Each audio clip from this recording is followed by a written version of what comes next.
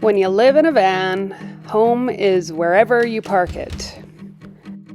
And for the past 5 years, I've found safe places for my home by trusting my gut. It tells me when to stay and when to move on. And today, I had to listen to it more than once. Spot after spot just didn't feel right. There's only one person here, there's a car here, and I don't know, the windows are smashed out. But eventually, I found a place that did feel right. And just as I was starting to relax, I had an unexpected encounter.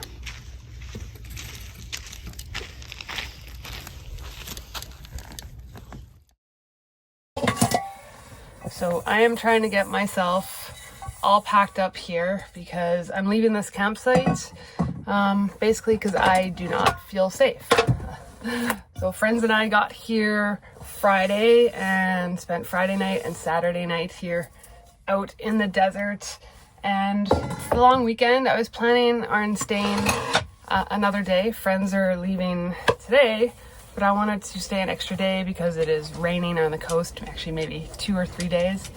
But one of our friends left this morning, and as he was driving out, he said there was another camper down the road that was just kind of belligerent, incoherent in a way, yelling and swearing at him and kind of not in the right state of mind. And, he's only camping a couple 100 yards down from me, so I certainly don't want to be here alone.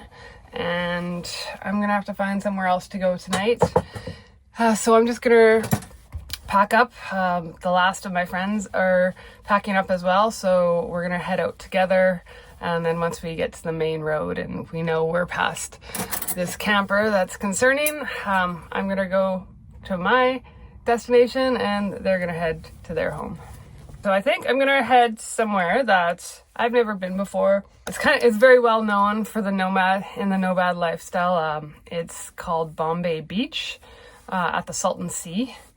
And it's kind of got, if you've heard of Slab City, I think it's kind of got that vibe, but it's got a lot of nomads there, some art installations on the beach and everything, and you can stay there. There's people that own the land, but they've opened it up for people like myself to camp at for free. So I've always wanted to check it out, and so that's where I plan to head today.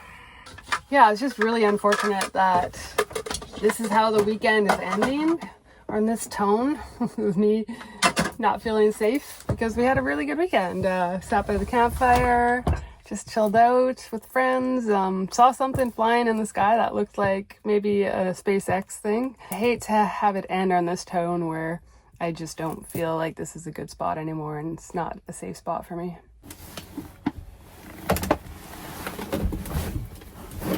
Yeah, so we're just gonna head out here, safety in numbers. I'm probably gonna lead the way. My friend's gonna follow me. Make sure this guy that's camping isn't harassing either of us.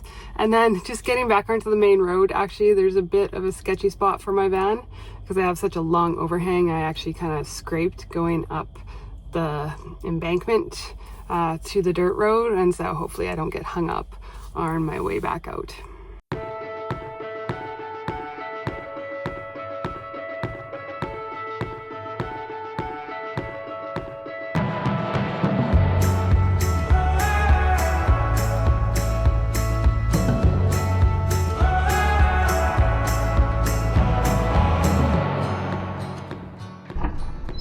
Alright, well there's the truck that our friend was talking about. It's got a canoe on it in the desert.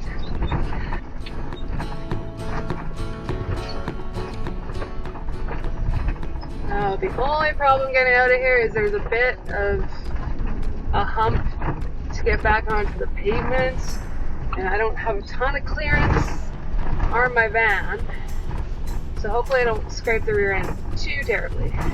I'll just go slow, take a good angle.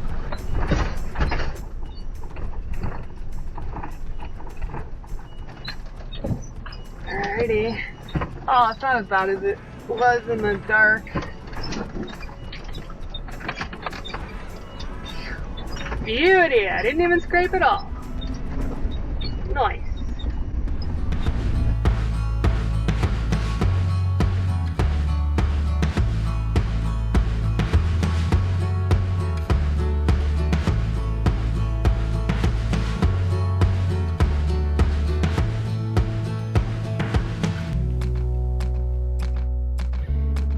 here we are turning into Bombay Beach.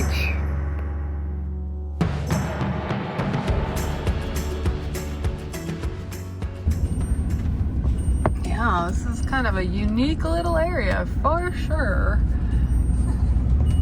We'll find out if it's my vibe or not. And there's the Salton Sea, and there's just tons of these art installations all over. And I'm just kind of driving around looking at them. Cool that I'm able to drive all around though. I thought it would be sand and you'd have to get out of your vehicle to really get up close to everything. So that's been a plus. Yeah. Very interesting spot for sure. Hard to see what this is in the light, but it's kind of yellow and red. Looks like some frogs. I like this one, of course. I'm not sure if this scene is my vibe. I think like the way to feel welcome is to get out of your vehicle and go around and walk around and meet people, but with my wheelchair that's just not happening with this sand, even though it's kind of hard packed on the roads. Like just getting to some of the art installations, it's not really going to be easy at all.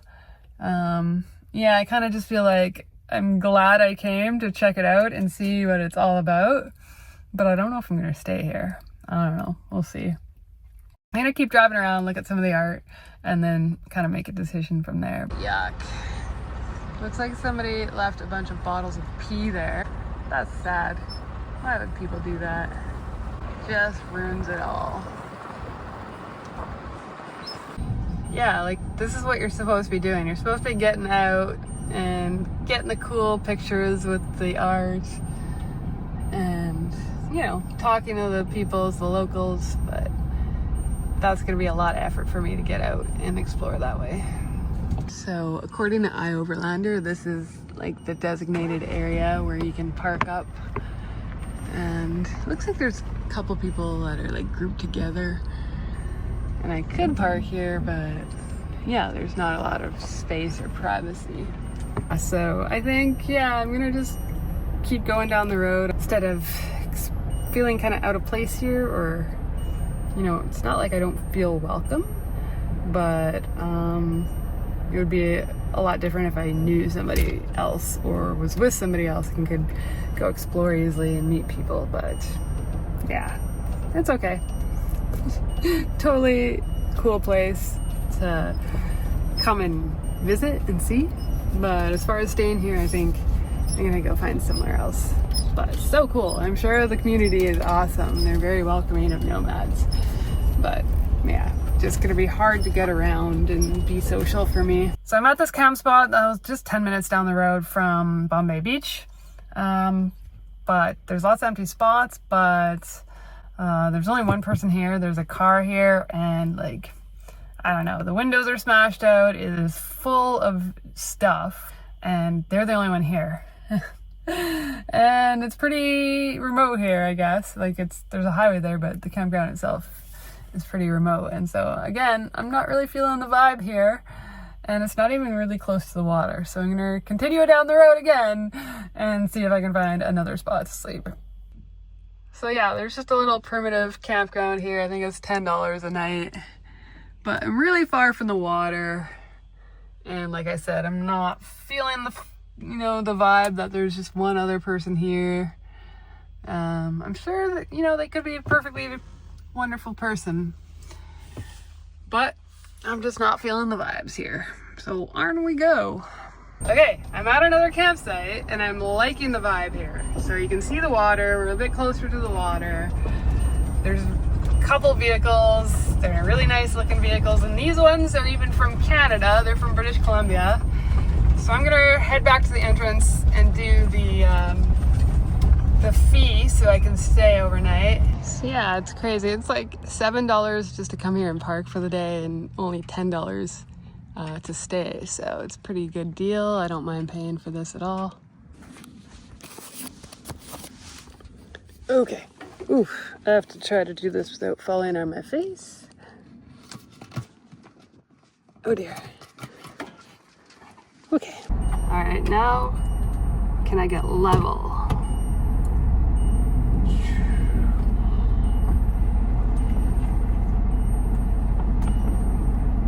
Okay, that actually feels pretty level, and I have like the sweetest view outside my sliding door. So I'm a happy camper. I feel like things have worked out today after all. So this is the Salton Sea. It is incredibly toxic. It didn't always used to be that way though. Back in the, I want to say 50s, this was a happening resort. But since then, agriculture runoff and basically evaporation has caused, yeah, this water to be even saltier than the Pacific Ocean, and yeah, just not feasible for humans to be in. And so the area around here has kind of really died off, but it used to be very, very popular. It's really beautiful to look at though. So I'm sitting here just working on my laptop, and there is one downside. We're right parallel with a train line, so there is some noise occasionally. We'll see how loud it gets at night, but it's honestly a minor inconvenience to have a spot that's got this beautiful view and still feels really safe, so I'll put up with it.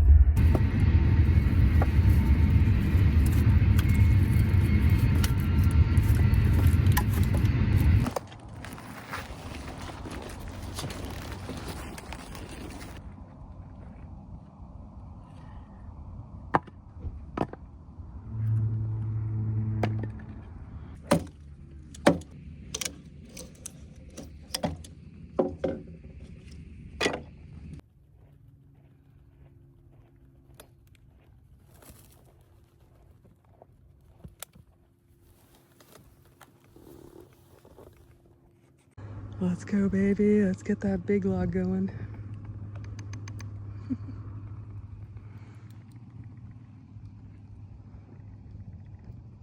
Dang. So peaceful.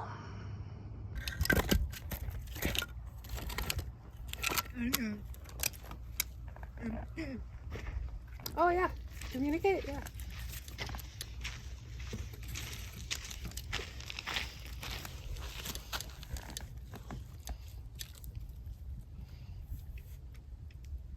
Oh, right on. Do you want to just join here? Okay, just sleep.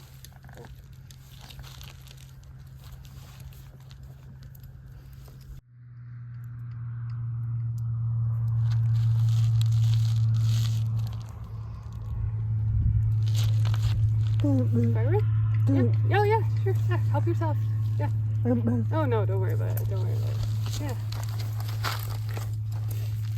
You're welcome.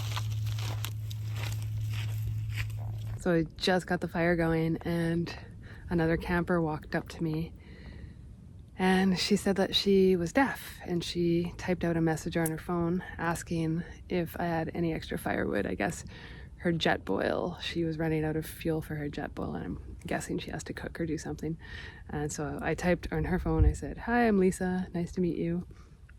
And I said, yeah, like if it's easier, I have a jet boil canister you can borrow, but if it's just better to take firewood, for sure. So she grabbed 2 pieces of my firewood. So it was nice to meet you. She also said it's an honor to camp next to another disabled person. And so yeah, if Ava and her dog Mia ever see this, hi Ava, feel free to always come over and enjoy my own campfire if you want next time. Baby, they'll never say that we lost our way.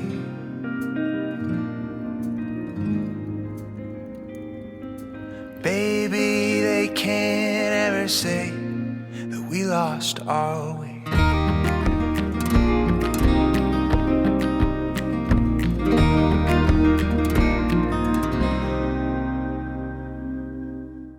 Well, I had a pretty good sleep last night. I did hear the train occasionally.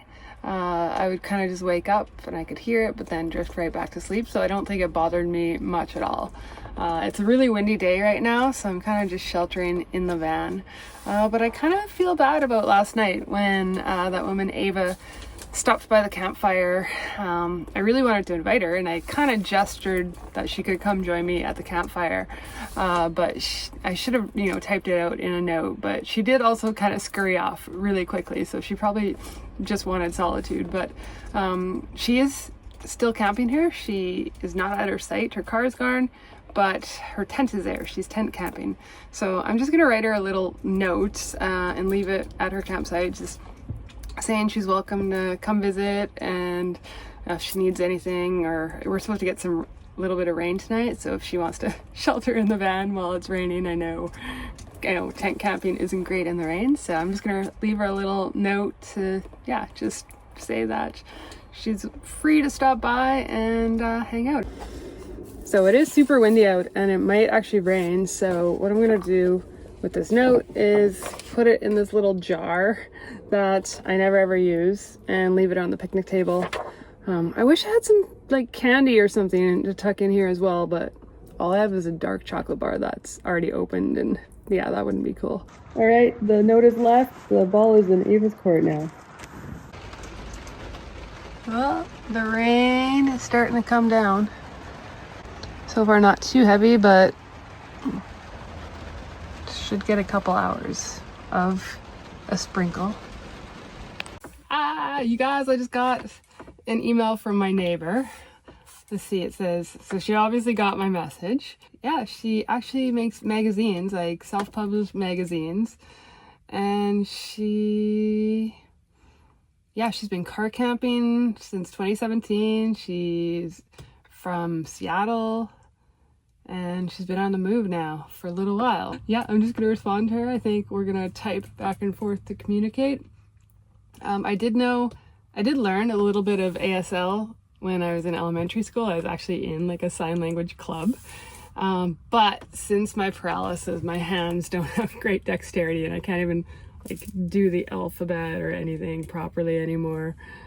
So yeah, I think the best way to communicate would be typing out either on the phone or maybe my laptop. I'll see what she thinks is best. It's so funny to think what led me here, right? To be able to meet my neighbor. I went to a couple different camp spots and it just didn't feel right, and then that led me here, and now I have a new friend that's gonna share some insight with me.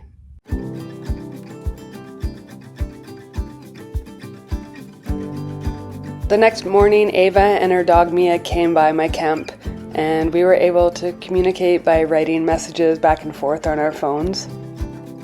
She showed me the stickers and the magazines that she makes. They cover topics such as autism and are there to remind people that deaf people still exist and they don't want to be dismissed or excluded. I can definitely relate, as I am always trying to advocate for access in a world that doesn't seem like it's built for me. I asked her a little bit about safety on the road. I know being aware of my surroundings through sound is hugely important to me, but she said that isn't as much of an issue as the fact that her disability is invisible. So people don't realize she's disabled, or when they eventually do, they still treat her with disrespect and are occasionally really rude to her. I asked her if there's anything I could be doing better with my YouTube channel and my social media, because obviously I want to be inclusive to people who are deaf, hard of hearing, or visual impairments, and you're not always aware of the things that you don't know. And she said she had viewed a few of my videos and that I was doing a good job, so that was a relief to me. So go check out Ava's Instagram, and you can check out her magazines and her stickers and pins and everything that she makes.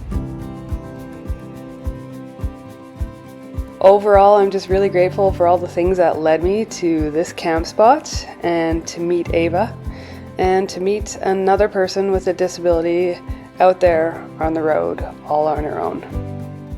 All right, well, my time here in the desert has come to an end. It's been, kind of an unexpected little stop, but it all worked out, and this turned out to be a great spot to meet a new friend and stay and get kind of settled and reset before I head back to the coast.